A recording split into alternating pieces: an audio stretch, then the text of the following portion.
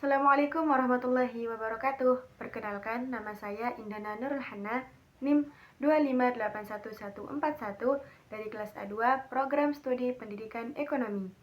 Jadi, di video kali ini saya akan membahas materi tentang perspektif kajian sosiologi. Selanjutnya ada tujuan pembelajaran. Materi ini disusun agar pembaca mampu memahami pengertian perspektif kajian sosiologi, memahami tujuan perspektif sosiologi, menjelaskan jenis-jenis perspektif sosiologi, dan menganalisis fenomena sosial menggunakan perspektif kajian sosiologi. Langsung saja, sebelum kita membahas lebih lanjut tentang perspektif kajian sosiologi, marilah kita memahami terlebih dahulu apa itu sosiologi dan apa itu perspektif sosiologi. Sosiologi adalah ilmu yang mempelajari tentang masyarakat, hubungan sosial, dan gejala sosial. Sedangkan perspektif sosiologi adalah cara pandang atau kerangka berpikir yang digunakan untuk menganalisis fenomena sosial di masyarakat. Jadi dapat kita simpulkan bahwa sosiologi itu adalah ilmu yang mempelajari masyarakat secara menyeluruh, mencakup hubungan sosial antar individu, antar kelompok, maupun antara individu dengan kelompok, serta berbagai gejala sosial yang muncul akibat interaksi tersebut.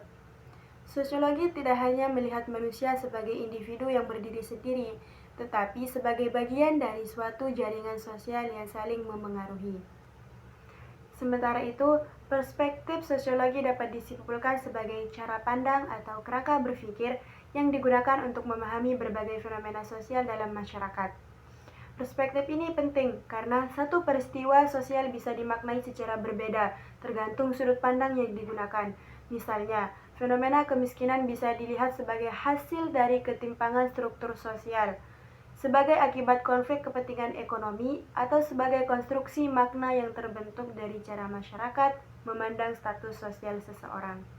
Dengan adanya perspektif, seorang pengkaji sosial dapat menganalisis fenomena secara lebih sistematis, objektif, dan mendalam, bukan sekedar berdasarkan opini pribadi. Adapun tujuan perspektif kajian sosiologi.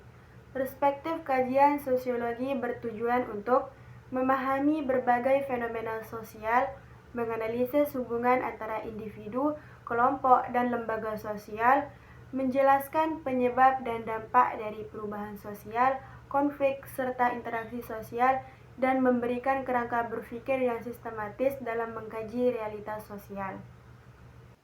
Baik, selanjutnya saya akan menjelaskan tentang jenis-jenis perspektif sosiologi.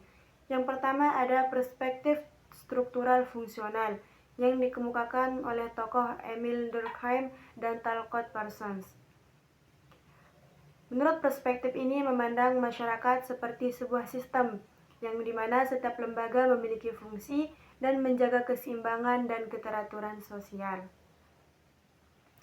Jadi dapat disimpulkan bahwa perspektif ini memandang masyarakat layaknya sebuah organisme atau sistem yang terdiri dari berbagai bagian yang saling berhubungan.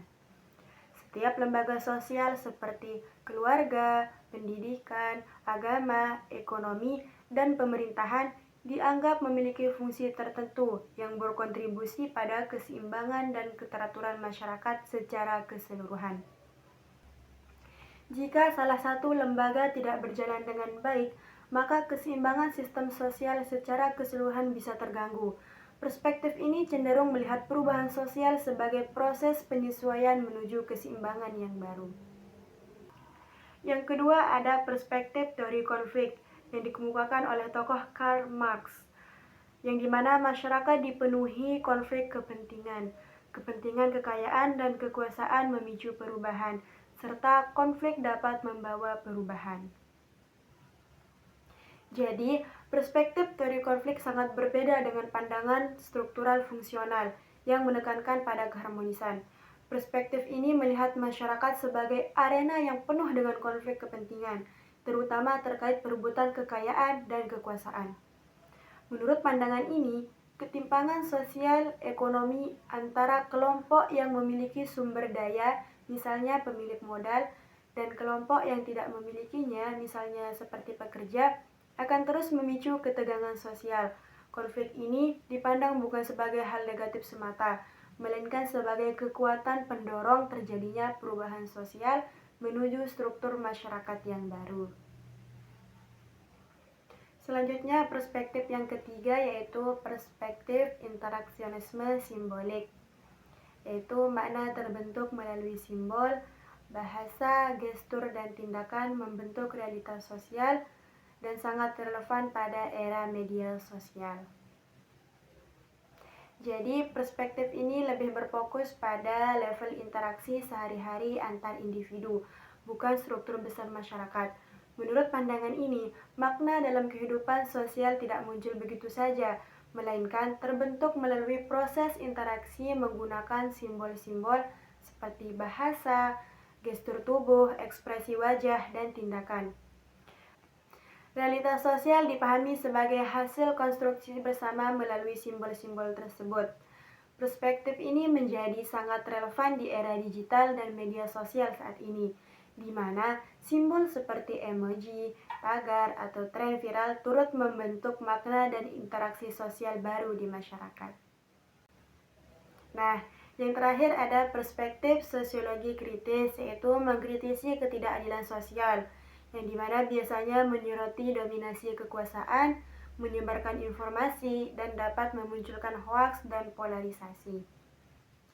Jadi, perspektif sosiologi kritis ini muncul sebagai bentuk kritik terhadap ketidakadilan sosial yang ada di masyarakat, khususnya yang berkaitan dengan dominasi kekuasaan, baik dalam bidang ekonomi, politik, maupun penyebaran informasi. Sosiologi kritis berupaya membongkar bagaimana kelompok yang berkuasa dapat memengaruhi opini publik melalui informasi yang disebarkan. Namun, perspektif ini juga mengingatkan adanya risiko negatif, seperti munculnya hoaks dan polarisasi di tengah masyarakat, terutama jika informasi digunakan untuk kepentingan tertentu tanpa mempertimbangkan kebenaran dan keadilan sosial. Selanjutnya ada contoh penerapan media sosial, seperti ada gambar di atas, ada Google, Twitter, Facebook, YouTube, dan lain-lain. Nah, aplikasi ini bisa digunakan untuk mempermudah komunikasi, menyebarkan informasi, dan dapat memunculkan hoaks dan polarisasi juga. Jadi contoh penerapan media sosial misalnya mempermudah komunikasi, karena orang bisa terhubung dan berinteraksi tanpa batasan jarak dan waktu. Media sosial juga bisa digunakan untuk menyebarkan informasi, sehingga berbagai berita dan pengetahuan dapat tersampaikan dengan cepat ke banyak orang, bahkan ke dunia luar. Namun di sisi lain, media sosial juga dapat memunculkan hoaks dan polarisasi, karena informasi yang tersebar tidak selalu benar dan dapat memicu perpecahan opini di masyarakat. Di slide ini menjadi contoh nyata dari perspektif interaksionisme simbolik dan sosiologi kritis yang telah dibahas sebelumnya, di mana simbol seperti like, komentar, dan unggahan membentuk makna sosial, namun juga berpotensi disalahgunakan untuk menyebarkan informasi yang tidak benar atau hoaks. Di slide selanjutnya ada pendidikan. Slide ini menjelaskan peran pendidikan sebagai salah satu lembaga sosial yang penting dalam masyarakat. Pendidikan berfungsi untuk membentuk karakter, seperti gambar ini.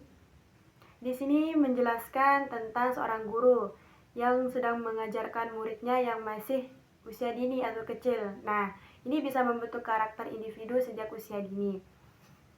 Dan juga bisa menanamkan nilai dan norma yang berlaku di masyarakat, sehingga individu dapat berperilaku sesuai dengan aturan sosial yang ada, dan juga dipengaruhi oleh kondisi sosial masyarakat.